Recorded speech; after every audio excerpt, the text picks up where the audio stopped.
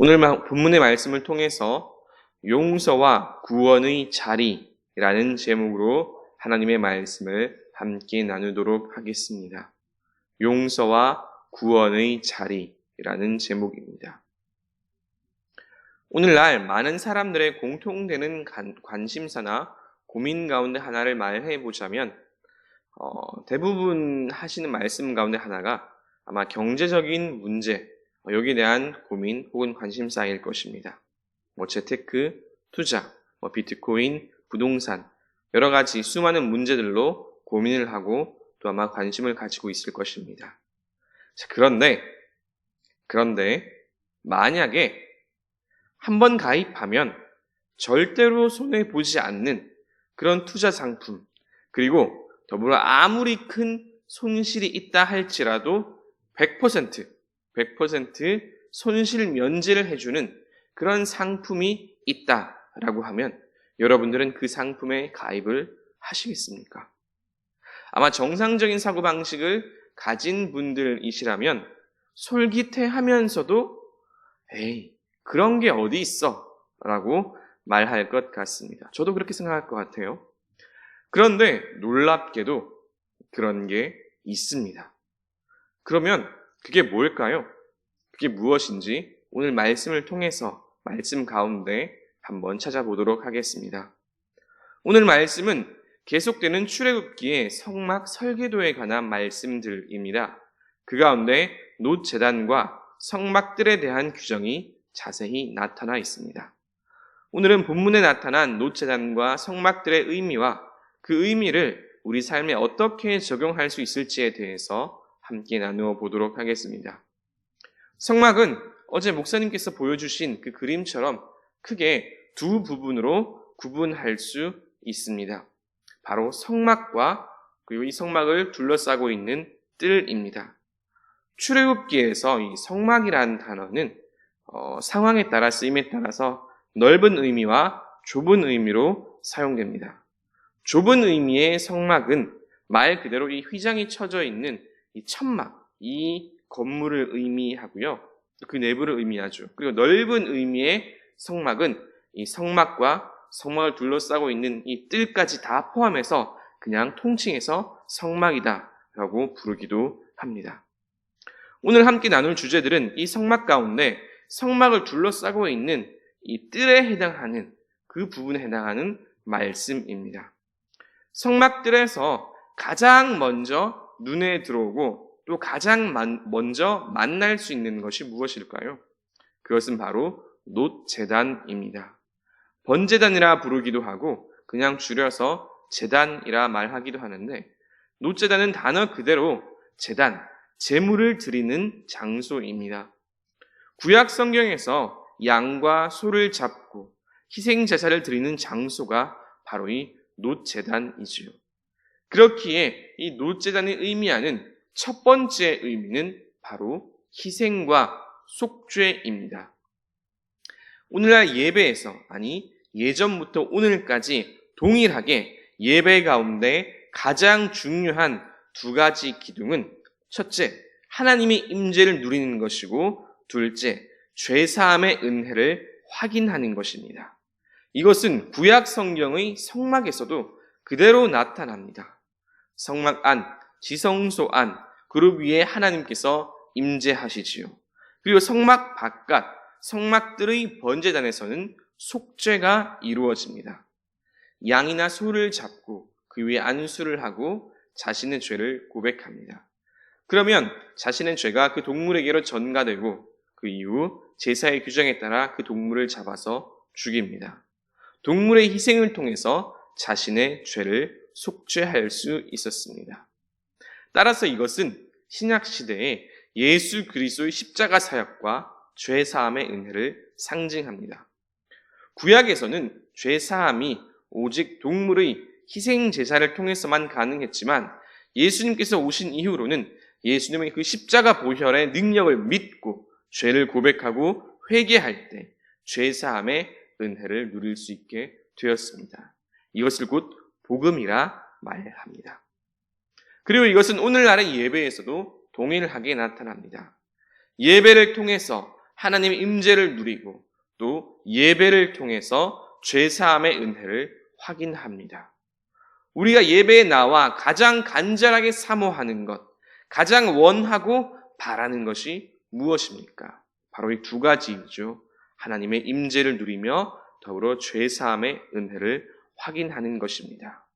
하나님께서 나의 예배를 받으시고 나의 죄를 용서하여 주시고 나의 기도에 응답해 주셨구나. 예배를 통해서 이것을 확인하는 것입니다.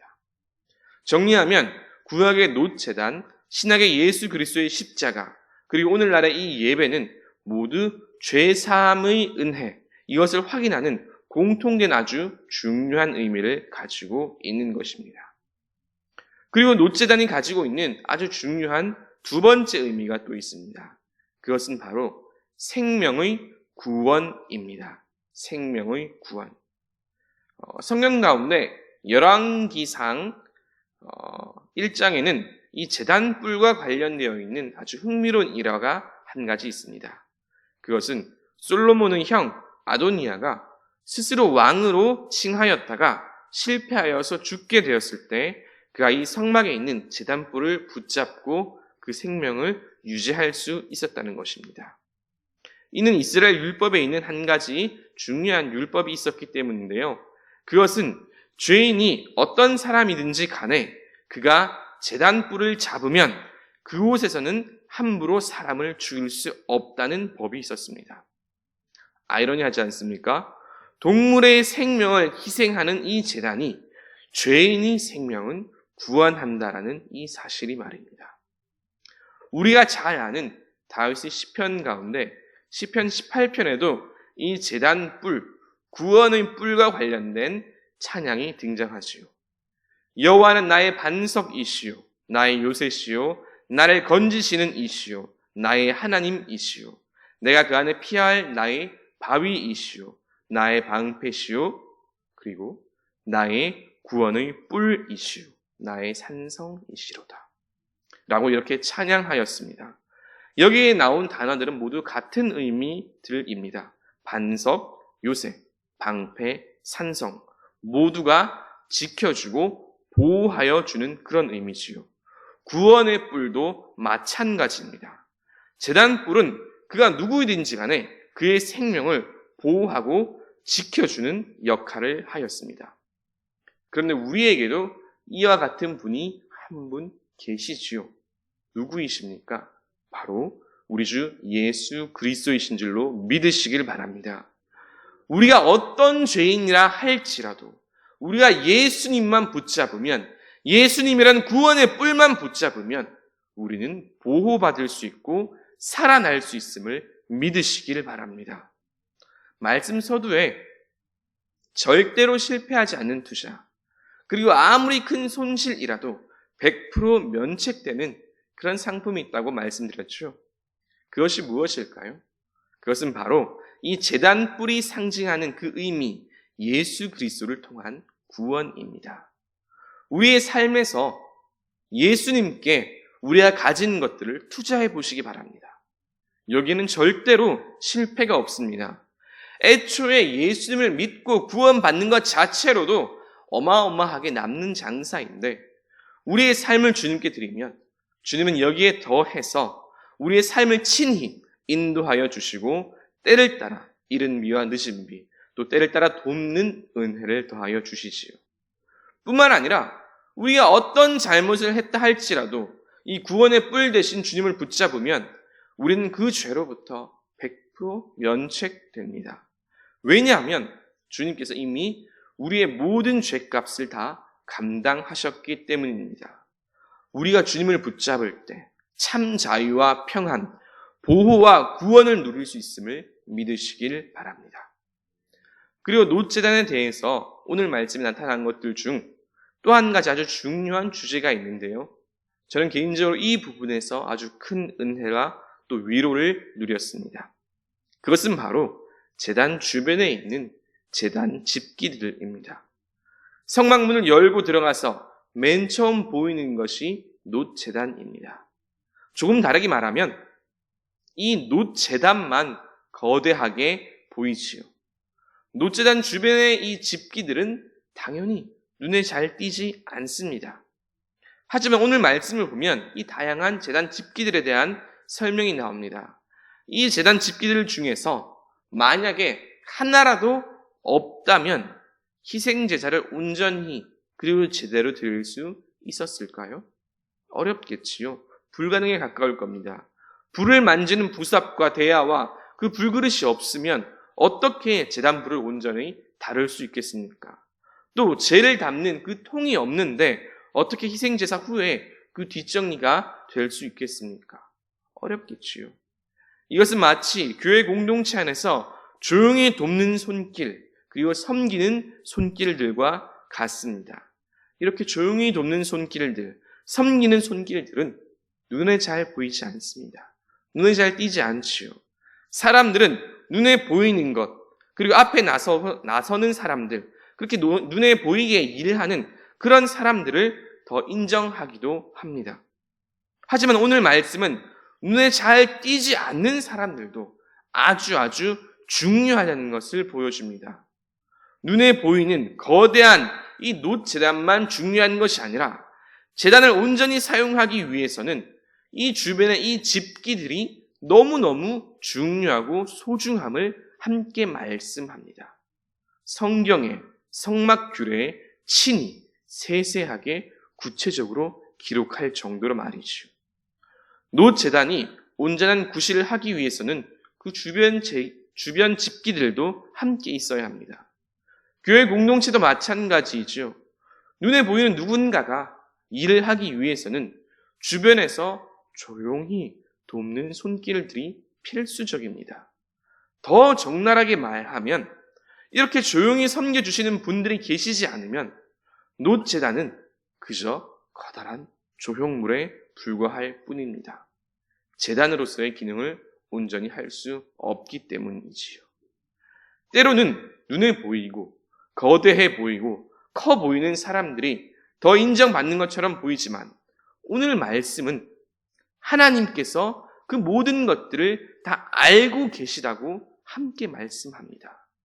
조용히 섬기는 사람들이 더욱 중요할 수도 있음을 기억하면서 주님께서 맡기신 일들에 최선을 다해서 임하는 저와 여러분 되시기를 주님의 이름으로 축복합니다. 오늘 본문 말씀 8절까지가 놋제단에 대한 규정이었다면 9절부터는 그 뒤로 성전 뜰에 대한 말씀들입니다. 서두에도 말씀드렸듯이 성막은 크게 두 부분, 성막과 또 제단 뜰, 이 성막 뜰로 구분할 수 있습니다. 그리고 이 성막 뜰에도 아주 중요한 영적인 의미가 함께 담겨 있습니다. 목사님께서도 말씀하셨듯이 이 성막과 관련된 규정들은 그 어느 것 하나 중요하지 않은 것이 없으며 그 안에는 다 영적인 핵심들이 다 담겨 있습니다. 성막들에 대한 규례와 의미도 마찬가지입니다. 그러면 성막들에는 어떤 의미가 담겨 있을까요? 성막들의 가장 중요한 의미는 바로 거룩함의 구별입니다. 거룩함의 구별. 성막들이 왜 있을까요? 성막들이 필요한 이유가 무엇일까요? 그것은 이 좁은 의미의 성막인 이 휘장을 친 이 천막, 바로 이 성막과 지성소를 외부로부터 보호하고 구별하기 위해서입니다. 만약에 이 성막을 둘러싸고 있는 성막들이 없다면 어떻게 될까요? 혹 누군가가 밤중에 길을 가다가 혹 우연한 사고든 의도치 않았 그런 일들이든 무엇이라 할지라도 잘못이라도 성막을 건들거나 부딪힐 수가 있겠지요. 그러면 그 사람은 거룩한 성막의 이 거룩함을 훼손했다라는 그 죄로 죽임을 당할 수밖에 없습니다. 허가받지 않은 제사장이나 레위인들도 함부로 성막에 들어갔다가는 죽임을 당하는데 일반 사람은 말할 것도 없겠지요. 그렇기에 이 성막의 거룩함을 유지하고 또 누군가가 실수로라도 성막에 함부로 다가가지 못하도록 이것을 막기 위해서 성막들이 필요했습니다. 즉 거룩하지 않은 모든 것으로부터 성막을 구별하고 또 더불어 누군가가 혹여라도 성막에 다가가서 목숨을 잃지 않도록 보호하는 역할을 하는 것이 바로 이 성막들이었습니다. 이와 같은 성막들의 의미를 안다면 오늘날 예배에 임하는 그리스도인들도 우리가 드리는 이 예배에 대해서 다시금 성찰해 볼 필요가 있습니다. 예를 들어서 이런 것입니다.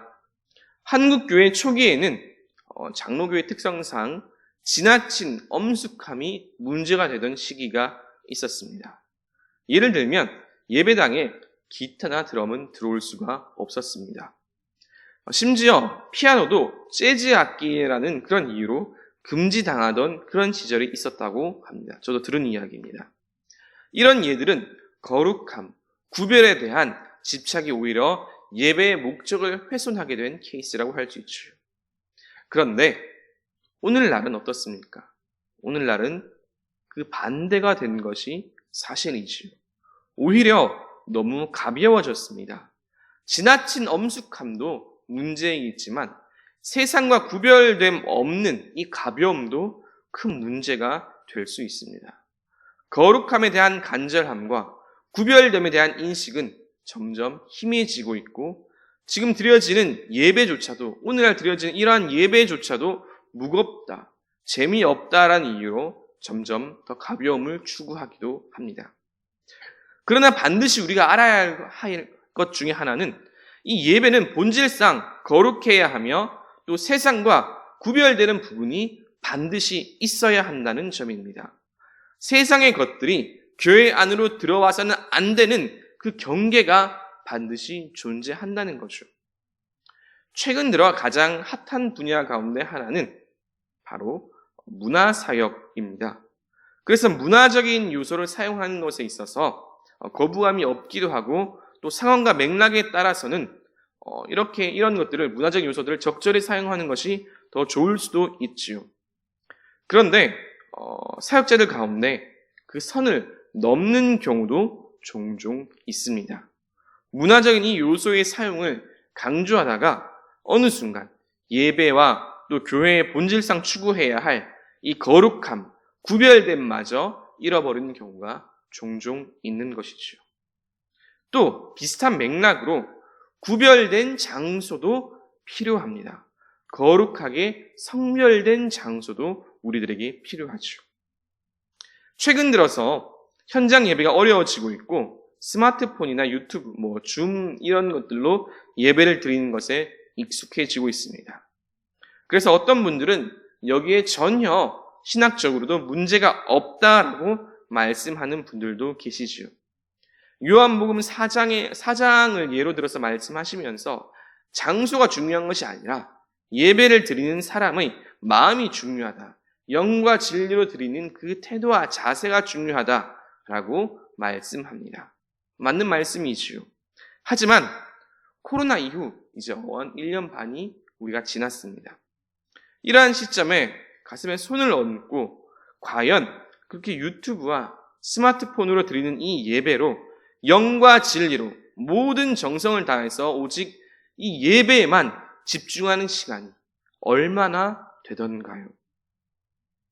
아예 불가능한 것은 아니지만 영적으로 굉장히 어려운 일임을 우리는 지난 1년 반 동안 경험하였습니다.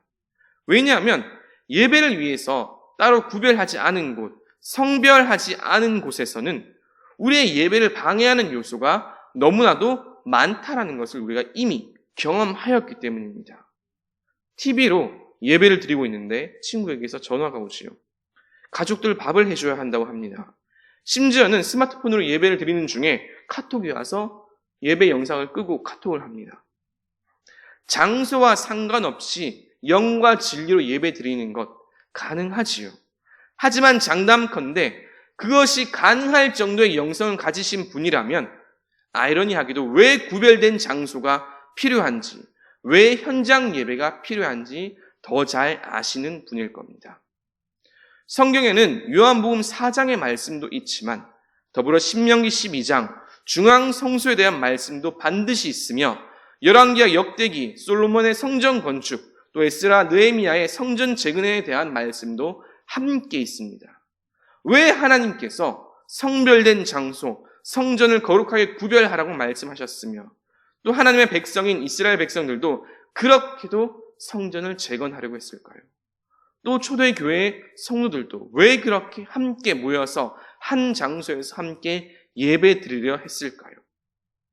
그것은 세상으로부터 구별된 곳, 거룩한 곳에서 하나님을 더욱더 깊이 만날 수 있음을 다 알기 때문입니다. 더불어서 다시 오늘 이 말씀의 성막들의 목적, 이 말씀으로 돌아와 보겠습니다. 성막들은 거룩하지 않은 것으로부터 성막을 보호하고 나아가 사람들의 생명을 보호하는 역할을 한다고 했습니다. 우리가 예배 중에 왜 거룩함을 추구하고 세상과의 구별됨을 추구해야 할까요? 거룩함을 추구하고 세상과 구별되고자 하는 그 노력이 곧 우리의 생명을 보호하고 지키는 일이기 때문입니다. 그렇게 할 때 우리의 영혼이 세상의 악으로부터 물들지 않을 수 있으며 더불어 우리의 삶이 하나님께서 받으실 만한 그 거룩한 삶, 기뻐하실 만한 삶이 될 수 있기 때문입니다. 이러한 성막들의 의미를 기억하시면서 거룩한 삶으로 하나님과 교제하시면서 또 하나님께서 기뻐하시는 그러한 삶으로 만들어 가시는 저 여러분이 되시기를 주님의 이름으로 축복합니다. 이제 말씀을 정리합니다. 오늘 말씀은 성막들과 그 안에 있는 노제단에 관한 말씀이었습니다. 노제단은 희생제사에 가장 직접적으로 사용되는 성전 기물이지요. 이곳에서 동물을 잡고 그 피를 흘립니다. 그렇게 노제단의 첫 번째 의미는 희생과 속죄입니다. 그리고 노제단의 두 번째 의미는 보호와 구원입니다.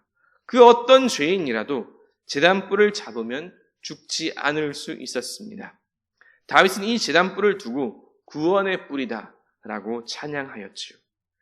노제단은 이 두 가지 의미는 모두 예수 그리스도의 사역과 연결됩니다. 예수님의 이 십자가 사건은 곧 희생과 속죄이며 예수님을 구주로 고백하고 새 생명을 얻는 것은 보호와 구원입니다. 그리고 또 한 가지 기억할 것은 노제단의 주변 집기들입니다. 사소해 보이고 눈에 잘 띄지 않지만 희생제사에 없어서는 안 될 필수적인 도구들이 바로 이 주변 제단 집기들이지요. 이는 교회 안에 조용히 돕는 손길들, 섬기는 손길들과 같습니다. 사람들 눈에는 잘 띄지 않을 수 있지만 하나님께서 그분들을 아시고 하나님께서 인정해 주십니다. 이것이 우리에게 큰 위로가 됩니다. 마지막으로 성막들입니다. 성막들은 외부로부터 성막을 구별하고 보호하며 더불어 사람들이 실수로라도 성막을 건들지 않도록 해서 그 생명을 보호하는 역할을 합니다. 그렇게 성막들은 구별됨, 거룩함이라는 의미를 가지고 있습니다. 구별됨에 대한 인식, 거룩함에 대한 인식이 점점 희미해지고 있는 이 시대에 오늘 말씀은 그것이 아니다라고 분명히 말씀합니다. 더 가볍게, 더 편하게 드리는 예배가 아니라 세상과 구별되어서 오직 하나님께만 집중하는 예배를 드려야 합니다.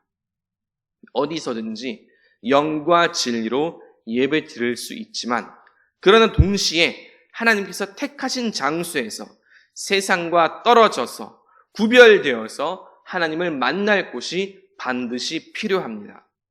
오늘날 그곳이 어디입니까? 가장 확실한 곳이 바로 교회입니다. 하나님께서 택하신 곳에서 영과 진리로 예배드리며 세상과 구별된 거룩한 예배를 하나님께 올려드리는 저와 여러분 되시기를 주님의 이름으로 축복합니다.